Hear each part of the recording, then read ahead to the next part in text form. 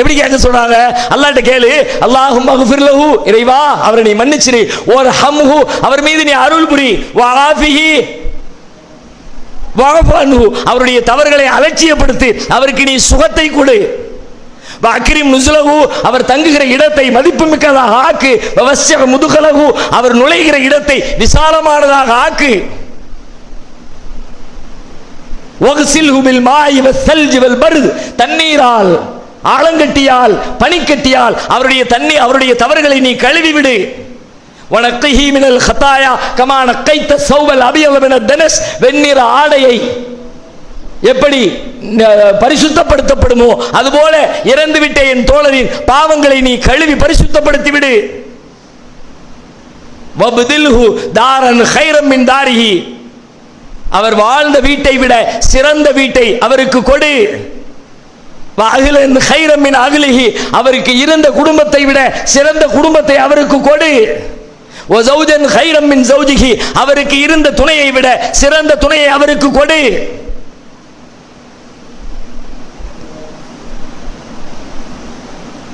அவருக்கு என்ன அதை பத்தி யோசிச்சுட்டாங்க ரசூலுல்லாஹ்.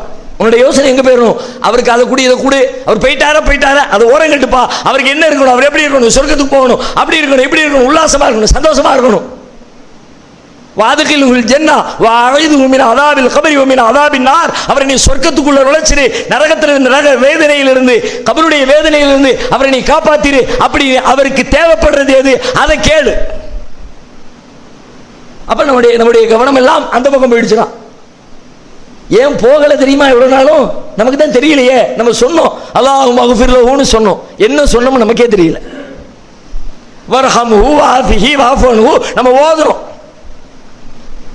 மையத்து துவா அப்படின்ற துவா புக் எடுத்தோம், படிச்சு பார்த்துட்டு மையத்துக்கு ஓத வேண்டிய துவான்னு தக்பீர் கட்டணும்னே அல்லாஹும்ம ஃபிர் லி ஹய்யினா வ மய்யித்தினா வ ஷாஹிதினா வ காயிபினா வ ஸகீரினா வ கபீரினா வ ذكرنا வ உன்சானா அல்லாஹும்ம மன் அஹ்யைதஹு மின்னா ஃபஅஹ்யிஹி அலல் இஸ்லாம் வ மன் தவஃபைதஹு மின்னா வ தவஃபஹு அலல் ஈமான். நபிகளார் சொன்ன துவா தான் நம்ம மனப்பாடம் பண்ணணும், தக்பீர் கட்டணும், ஓதணும். ஆனா என்ன கேட்டோம்னு தெரியல. அதுல இருக்கிற சைக்காலஜியை உணரணும்னா, உளவியலை தெரியணும்னா, நன்மைகளை அனுபவிக்கணும்னா என்ன சொன்னோம்னு தெரிஞ்சு சொல்லணும். புரிஞ்சு சொன்னா தான் அது எஃபெக்ட். எத்தனை பெரிய பேர் அருள் பாருங்க. எந்த கோணத்தில் மார்க்கத்தை சிந்திக்க ஆரம்பித்தாலும் சிந்திக்கிற பொழுதெல்லாம் அல்லாஹ்வுக்கு நன்றி சொல்லாம இருக்கவே முடியாது. அல்லாஹ் நம்முடைய பிரச்சனைகளுக்கு தீர்வு தர்றாரா என்னன்னு யோசிச்சா அப்படியான தீர்வுகளை பார்த்த உடனே இப்படியான தீர்வுகளை சொல்லி தந்த அல்லாஹ்வுக்கே எல்லா புகழும் நம்முடைய நாவு சொல்லுது. உளவியல் பிரச்சனை என்னப்பா, அதிலிருந்து மீண்டு வர்றதுக்கு வழி என்ன அப்படின்னு படிக்க ஆரம்பிச்சா எதை பார்த்தாலும் அல்லாஹ் காட்டுகிற உளவியல் செய்திகளை, தகவல்களை, தீர்வுகளை பார்க்கிற பொழுது நம்மையும் அறியாமல் நம்முடைய நாவு சொல்லுது அல்ஹம்துலில்லாஹ், இந்த மார்க்கத்தில் எங்களை தேர்ந்தெடுத்த அல்லாஹ்வுக்கே எல்லா புகழும். மற்றவங்களுக்கு இந்த பாக்கியம் இல்லையே. நம்மளை சுற்றி எவ்வளவு பேர் வாழ்றாங்க. நம்ம வாழ்ற ஊர்ல, நம்மளுடைய நாட்டில் இந்த மார்க்கம் கிடைக்காம, இந்த செய்தி தெரியாம, இந்த நன்மைகளை அறுவடை செய்ய முடியாம எத்தனை கோடானு கோடி மக்கள் நம்மளை சுத்தி வாழ்றாங்க. அல்லாஹ் நமக்கு இதை தேர்ந்தெடுத்திருக்கிறானே நினைக்கும் பொழுதே நம்முடைய உள்ளம் பூரிப்படைகிறது. அல்லாஹ் நமக்கு பேரருள் செய்திருக்கிறான்.